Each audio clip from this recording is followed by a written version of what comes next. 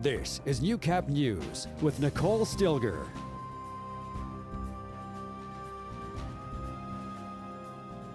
Good evening and thanks for joining us. RCMP have seized $30,000 worth of drugs, weapons and cash from a Lloydminster home.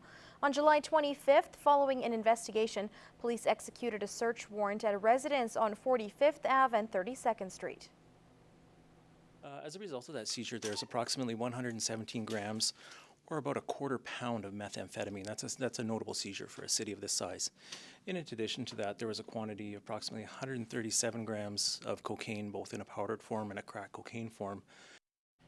Police also uncovered $7,600 in cash and 6 firearms, 2 of which are confirmed stolen. The number of firearms that were located, as you can see on the table, some prohibited firearms, sawed-off shotguns.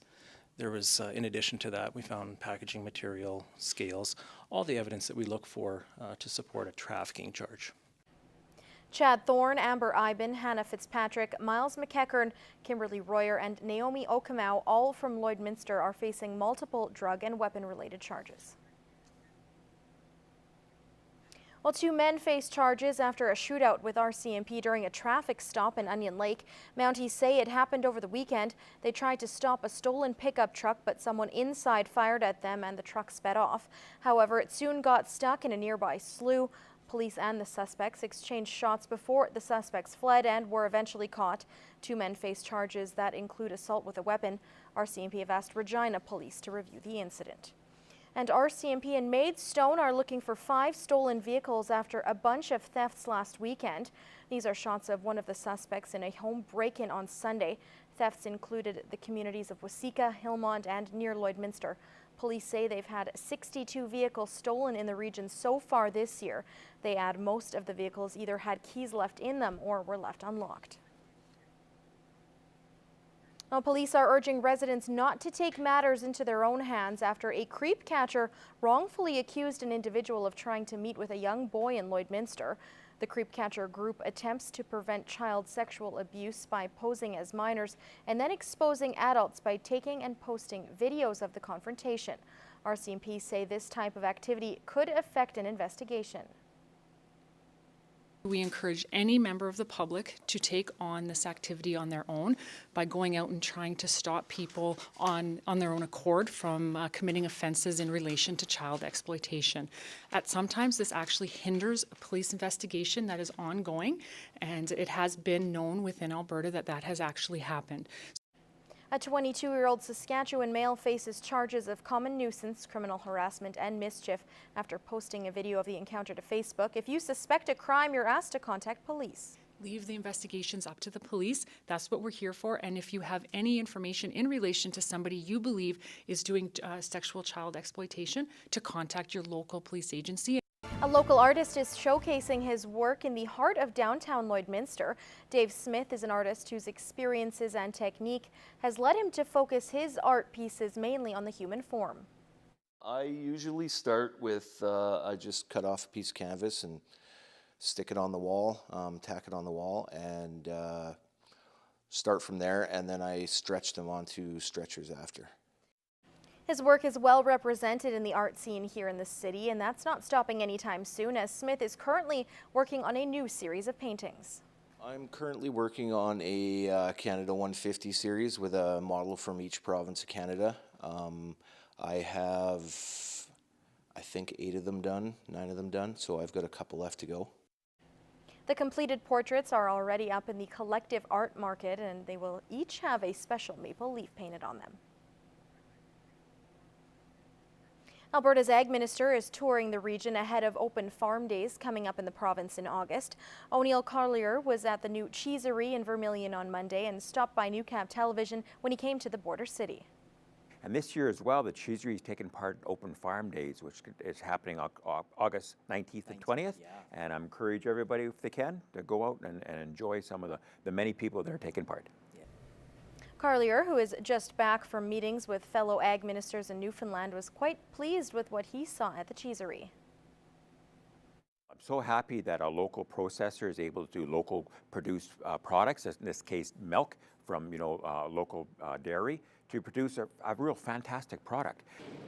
We'll have more on the Ag Minsters visit later in the cast. Well, Honeydew, an inquisitive rabbit, and 2 cats, Tootie and Fruity, are up for adoption in this week's pet project. Here's John from the SPCA.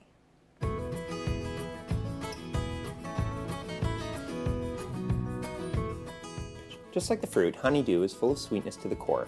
Honeydew is a very inquisitive rabbit who loves to explore. She is happiest when she's out of her cage in a big playpen, so that she has lots of room to run and stretch out when she's ready for a nap. Honeydew loves all kinds of fruits and vegetables, but she's particularly fond of carrots. The minute you put them in her playpen, she hops over and starts munching away. If you're looking to add a rabbit to your family, you really won't find a more friendly and loving one than Honeydew. Visit the SPCA and meet this beautiful girl today. This lovable pair are Tootie and Fruity. These two were introduced to the SPCA when they were left in a kennel at the front door one early morning in mid-June. Like their namesakes, these two are the sweetest pair ever. They love nothing more than snuggling next to each other for some grooming and a quick nap. Both are a little timid at first, but once they get to know you, they're always right at the front of their kennel waiting to greet you in the morning. You can tell just after spending a few minutes with Tootie and Fruity that they both have such gentle souls that would bring so much joy to that special family that decides to add either one of them or ideally both to their family. Be sure to stop by the SPCA and meet this wonderful pair today.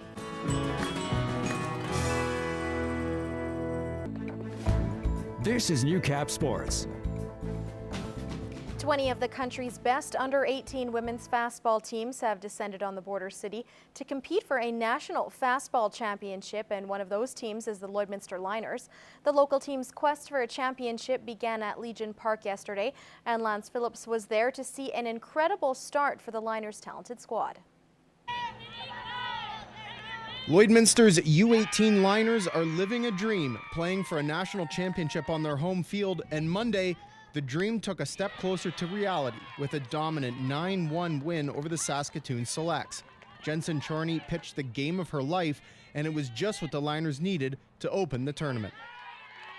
I was really happy how I pitched. I've been struggling the last couple games that we've had, so I was really happy with how I performed. That's insane. She's very good, for pushing through, and there was no spots where it was down for her. It was always on fire, on and going hard.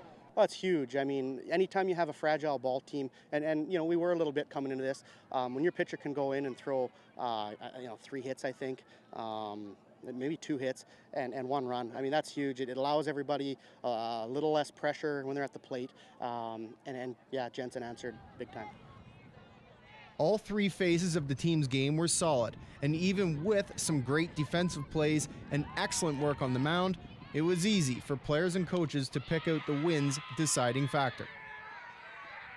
Most of the year we scored a lot of runs, and the last few weeks we just haven't been able to score runs. Not hitting with runners in scoring position, and we really answered the bell there. We worked a lot with the kids in situational hitting, and I mean they answered the bell in that component for sure. I thought our hitting was awesome. We really came on when we needed to, and I think everybody hit. Not too many strikeouts, and we all barreled the ball really well. I'd have to say we were on the bats very well, but our fielding too, everyone just came in together and really killed it. A tournament opening win has given the Liners a much-needed morale boost at just the right time, considering the team's turbulent lead-up to the national stage. Well, it's huge. I mean, we had a couple rough outings, really a couple rough weeks, coming into this. So just from a confidence standpoint, it's huge for the kids that first inning 2-run home run. You could feel the belief in the bench just grow, and answered it with 3 in the second, and the bats just kept coming. I think it just sets our standards high, and we know that we can do it, and we're gonna take that with us, and we're gonna go far, I think, with it. I think we all decided to come together as a team. We had a meeting, we were let's buckle down. We know the team we can be, so let's just pull it together like we know we can. Lance Phillips, Newcap Sports, Lloydminster. Well, marking your spot isn't only a term used for dogs, it also applies to golfers. In this week's episode of Tips from the Green, Lance Phillips and Ryan Vaughn show us the proper way to do something many on the green overlook.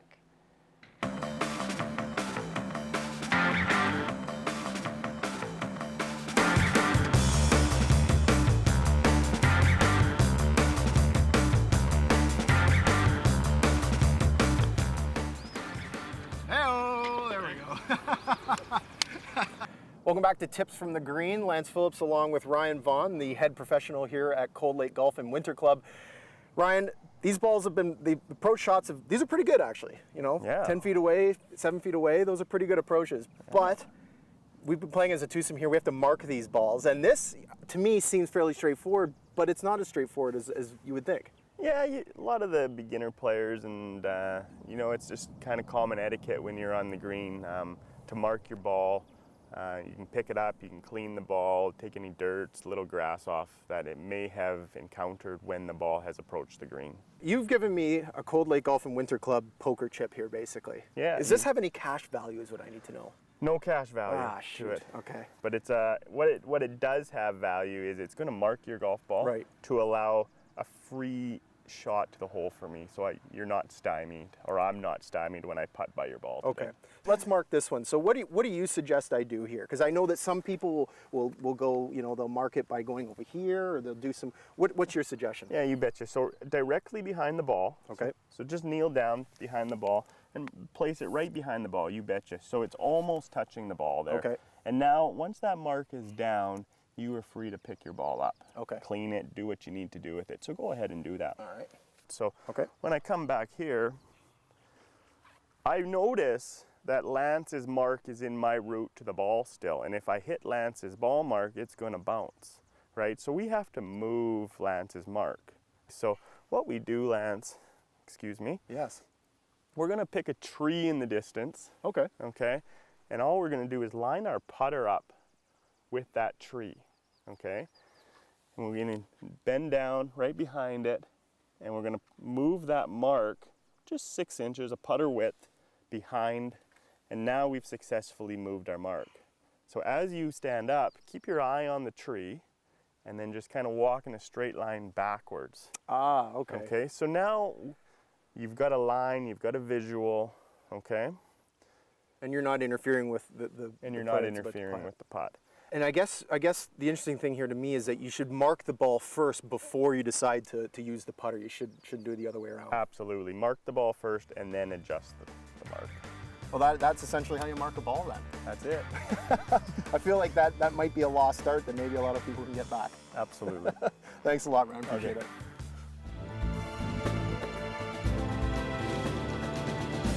Alberta's Ag Minister was in the border city on Monday for meetings with the Lloydminster Exhibition Association. With the province gearing up for open farm days in August, the minister took time to meet with Newcap's Gerard Lampow. O'Neill Carlier is back from meeting with his provincial counterparts as they hammered out the new Growing Forward program.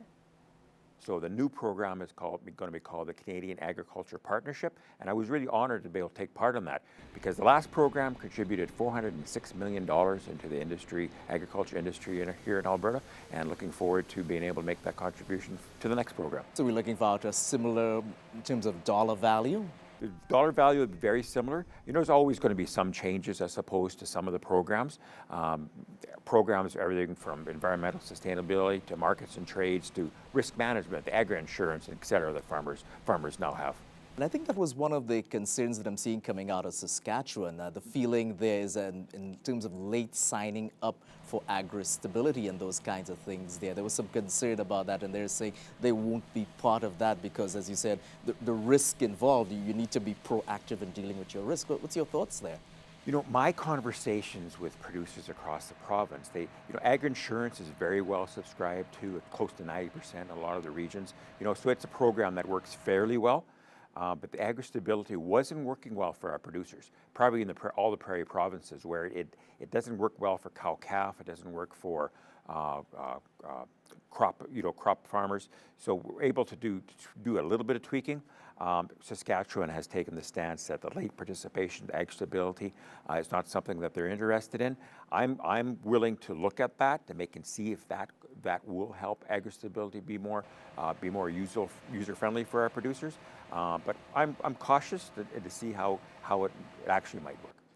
Minister Carlier also had meetings with the Lloydminster Agriculture and Exhibition Association. We will have more on his comments on ag issues later this week. Gerard Lampow, Newcap News.